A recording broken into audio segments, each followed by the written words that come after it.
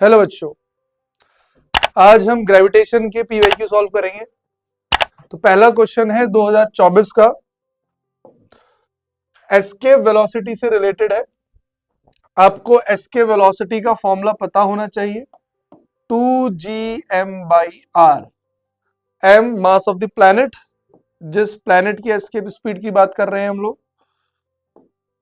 और r radius of planet.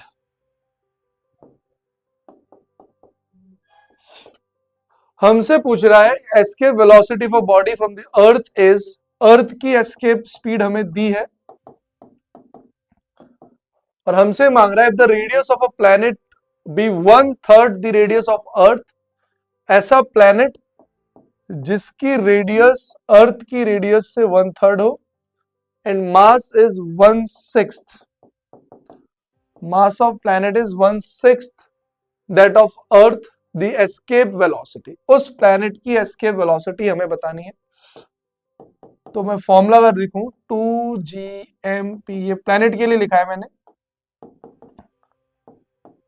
तो planet का मास अर्थ के मास से me/6, रेडियस बच्चों re/3, और इसको हम फर्दर सॉल्व करेंगे तो ये आ जाएगा 3 हमारा ऊपर जाएगा बच्चों, 6 नीचे, तो यहां आ जाएगा 2gme/2re। तो आप लोग गौर से इसको देखेंगे तो प्लैनेट की वेलोसिटी, एस्केप वेलोसिटी, अर्थ की एस्केप वेलोसिटी से √2 टाइम्स कम है। तो अर्थ की 11.2 है तो 1.41 का डिवाइड, और ये बच्चों निकल के आती है 7.9 किलोमीटर पर सेकेंड। Option D. एक और क्वेश्चन करते हैं, ये केपलर्स लॉ से रिलेटेड है। According to Kepler's law the time period of a satellite varies with its radius. Kepler ने 3 लॉ दिए थे बच्चों, इसमें से टाइम पीरियड थर्ड वाला है, तो इसका आंसर क्या है? टाइम पीरियड का square is directly proportional to the radius का क्यूब के बराबर। ऑप्शन ए, ये तो हमें याद ही रहना चाहिए। ये भी वही क्वेश्चन है, थोड़ा सा सॉल्व करना पड़ेगा, 2020 का है। हमसे किसके बीच में रिलेशन पूछ रहा है? The relation between ji and के, और ये थर्ड लॉ केपलर का, और फोर्स ऑफ ग्रेविटेशन हम लोग को पता ही है, प्लैनेट और दो मासेस के बीच में क्या होती है, ये हो गया। तो जब कोई प्लैनेट किसी के अराउंड मूव कर रहा है तो उसमें लगने वाली फोर्सेस बच्चों, ये ग्रेविटेशनल फोर्स, और यही वो फोर्स है जो सेंट्रिपिटल फोर्स प्रोवाइड कर रही होगी, mv²/r। तो यहां से हम अगर v² कैलकुलेट करें तो हमारा निकल के आता है √gm/r। ऑर्बिटल वेलोसिटी भी होती है, आपको याद होगा। तो अगर और आगे हम लोग चलें, हमें निकालनी रिलेशन g और k के बीच में, तो जो टाइम पीरियड होता है वो होगा हमारा 2πr/v, distance cover in one time period, और वेलोसिटी, तो वेलोसिटी हम लोग निकाल चुके हैं √gm/r। तो अगर देखा जाए तो ये आ जाता है 2πr, और हमें स्क्वायर करना पड़ेगा फॉर्म सही करने के लिए, हमने स्क्वायरिंग कर दी बोथ साइड बच्चों। तो ये आ गया 4πr² gm, और ये r ऊपर की तरफ आगे हो गया क्यूब, और ये आ गया t², और t² इक्वल्स टू आता है 4πr³/gm। तो अगर आप गौर से देखें तो इस r³ के बगल में k है, तो यहाँ पे ये पूरी k की फॉर्म, ये k है हमारा, तो k की वैल्यू आती है 4πgm। तो 4π equals to gmk, 4π equals to gmk, और ये बेटा स्क्वायर होगा, इसको ठीक कर लेना, 4π² इक्वल टू gmk। तो option B is the right answer. ठीक है बच्चों, हम एक और क्वेश्चन करते हैं। ये पेंडुलम के ऊपर रहने वाला है। Length of the second pendulum, सबसे पहली बात सेकंड पेंडुलम किसको कहते हैं? ऐसा पेंडुलम जिसका टाइम पीरियड 2 सेकेंड हो। कितना हो? 2 second. Is 1 metre on earth, उस पेंडुलम की जो लेंथ है वो कितनी है? 1 मीटर अर्थ में। If mass and diameter of the planet are double than that of earth, ऐसा एक प्लैनेट है जिसका मास भी अर्थ से डबल है और डायमीटर भी प्लैनेट की अर्थ से डबल है। डायमीटर डबल तो रेडियस भी बच्चों डबल ही होगी। वहां पे सेकंड पेंडुलम अगर बनाया जाए तो उसकी लेंथ क्या होगी? टाइम पीरियड तो फिक्स है, 2 सेकेंड ही रहेगा। तो टाइम पीरियड का फॉर्मूला बच्चों में पता होना चाहिए, √L/G। अगर इस पूरे क्वेश्चन में कुछ चेंज हो रहा है अर्थ के मुकाबले प्लेनेट में, तो टाइम पीरियड फिक्स है 2 सेकेंड, 2 और पाई कांस्टेंट है, लेंथ हमें कैलकुलेट, जी की वैल्यू भी चेंज हो रही है, तो हमें उस प्लेनेट के लिए जी भी कैलकुलेट करना पड़ेगा, जो कि होता है GM/R²। यहाँ पर सब कुछ प्लेनेट का होना चाहिए, और प्लेनेट और अर्थ का रिलेशन दिया हुआ है 2me, और रेडियस बच्चों डबल, तो ये आ जाएगी 2GME/4RE²। तो GME/2RE²। ठीक है बच्चों। तो देखा जाए तो प्लेनेट का जी अर्थ के जी से आधा है। तो इसमें अगर हम वैल्यू पुट करते हैं अपने टाइम पीरियड के फॉर्मूले में, इसे मैं रेज कर लेता हूं बच्चों। तो हमको पता है प्लेनेट पे जी अर्थ के जी से आधा है, तो टाइम पीरियड तो सेकंड पेंडुलम का 2 ही होगा। लेंथ हमें कैलकुलेट करनी है, और ये अर्थ के जी का आधा जी है, तो 2 से 2 डिवाइड हो गया बेटा, हट गया, तो यहाँ 1/पाई √2L/G ऑफ अर्थ।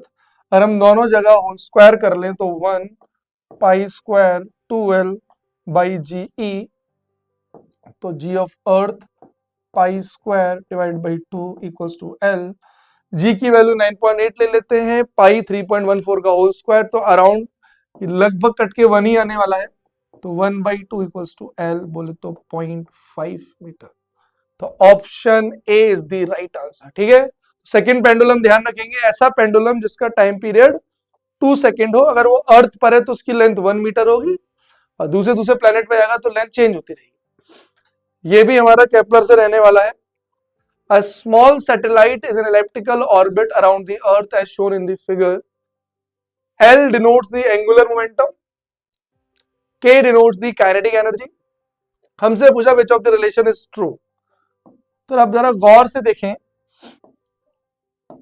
पहली बात,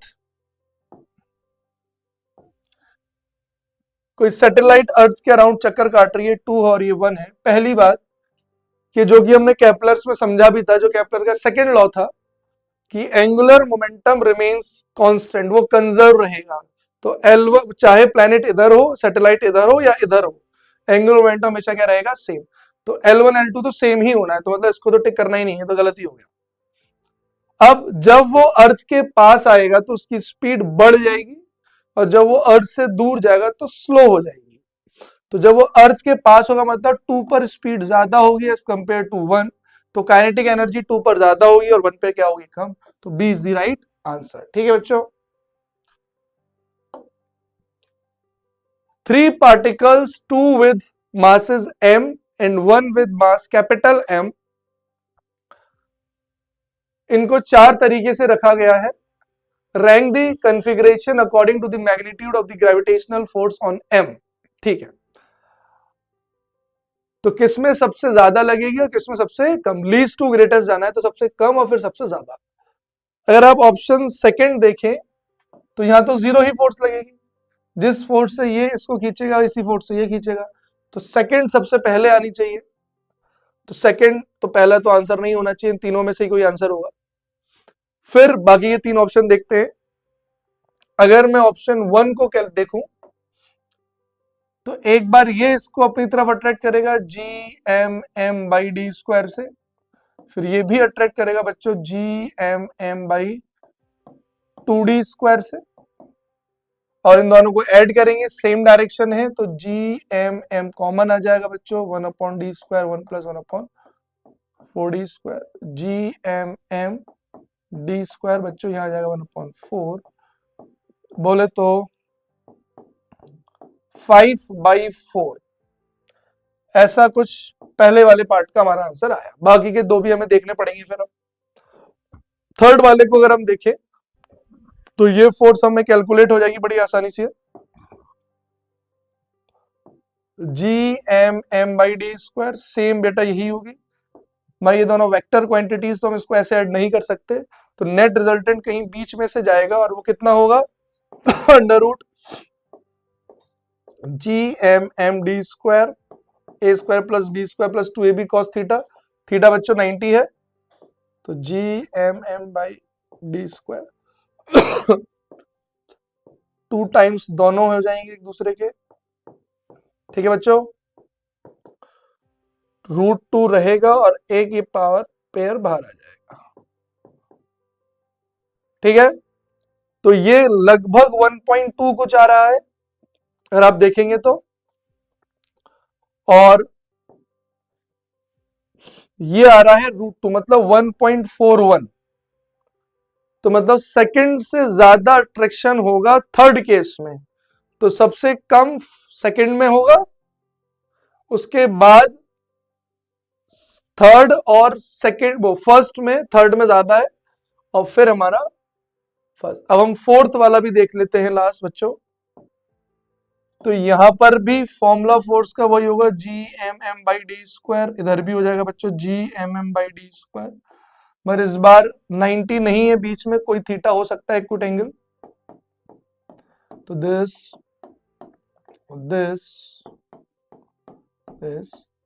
और 2AB में दोनों एक ही साथ है cos थीटा, और थीटा एक्यूट एंगल है।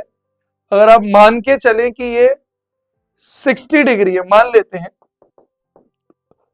तो ये 1/2, तो ये 3 बार जुड़ जाएंगे तो √3 बाहर अंदर रहेगा, बाकी कॉमन होके बाहर आ जाएगा।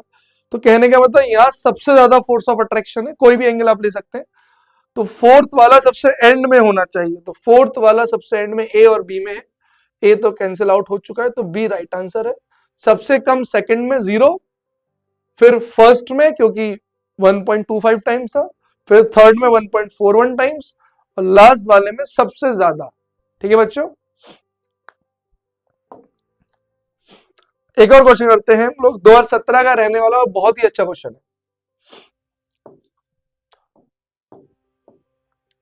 If a particle of mass m is moving in a horizontal circle of radius r, और सेंट्रीपिटल फोर्स जो इस पे एक्ट हो रही है प्यारे बच्चों, वो कितनी हो रही है, वो एक्ट हो रही है -k/r²।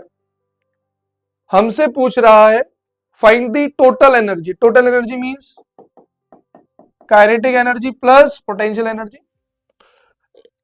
अगर मैं सेंट्रीपिटल फोर्स को mv²/r लिख लूं, एनर्जी की बात है तो माइनस हम हटा सकते हैं यहां से, तो हमारा mv² आ जाएगा प्यारे बच्चों k/r, और काइनेटिक एनर्जी हमारी comes up to be half mv², बोले तो k/2r, दिस काइनेटिक एनर्जी। फिर पोटेंशियल एनर्जी ढूंढनी है, हम लोग क्या करें उसके लिए, ये रिलेशन हमें पता होना चाहिए for conservative force, F equals to -dU/dr, तो दिस इज पोटेंशियल एनर्जी, तो -F/dr अगर मैं इंटीग्रेट कर दूं तो मेरे को पोटेंशियल एनर्जी मिल जाएगी। तो F कितनी दी हुई है, k/r² और dr, ठीक है। तो अगर मैं इसको इंटीग्रेट करूं तो k बाहर आ जाएगा, माइनस साइन के लिए तो हम इसको हटा सकते हैं, तो यहां जाएगा हमारा इंटीग्रेशन 1/r² dr, ये -2 + 1 -2 + 1 बच्चों, माइनस के यहाँ -1 और यहाँ -1, K/R is the potential energy, ठीक है। और ये हमारी थी काइनेटिक एनर्जी। और जब हमें टोटल एनर्जी काउंट करनी है तो ये साइन की यहां लगता है मुझे कहीं गड़बड़ हुई, K/(-2 - 1)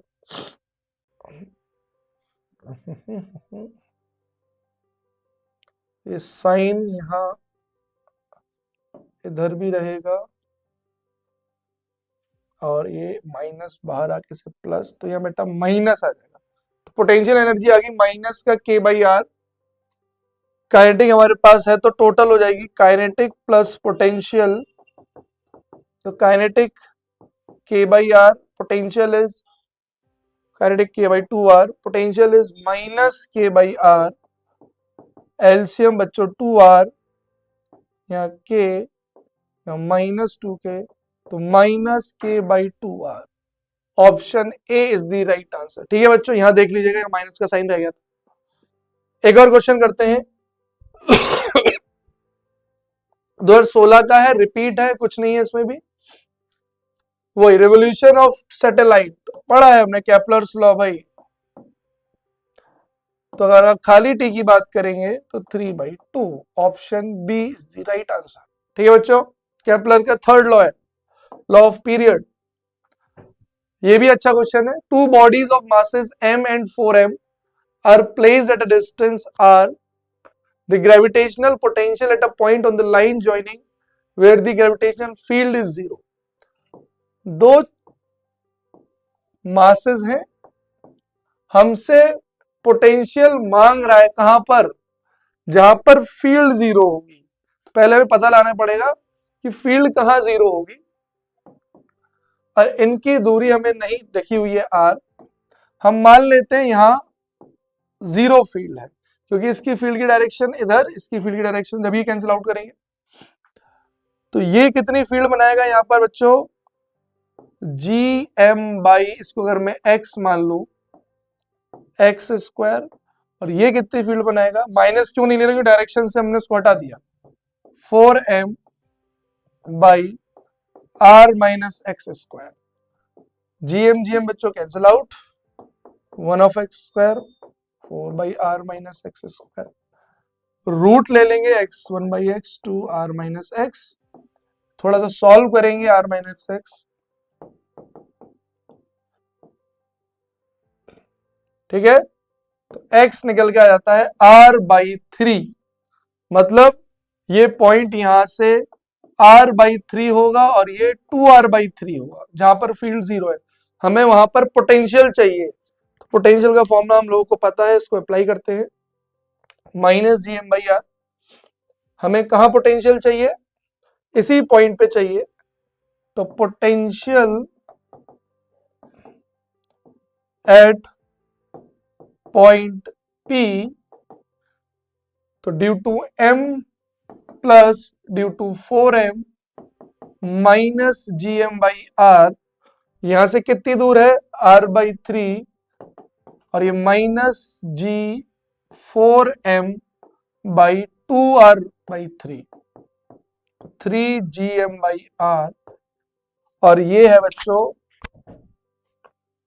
-12GM/2r। अगर मैं एलसीएम ले लूं तो 6GM - 12GM, ये आ जाएगा, ये बेटा माइनस है, तो ये आ जाएगा माइनस का 18GM/r, 2r, 2 से 2 cancel out, -9GM/r, option C. Thank you बच्चों।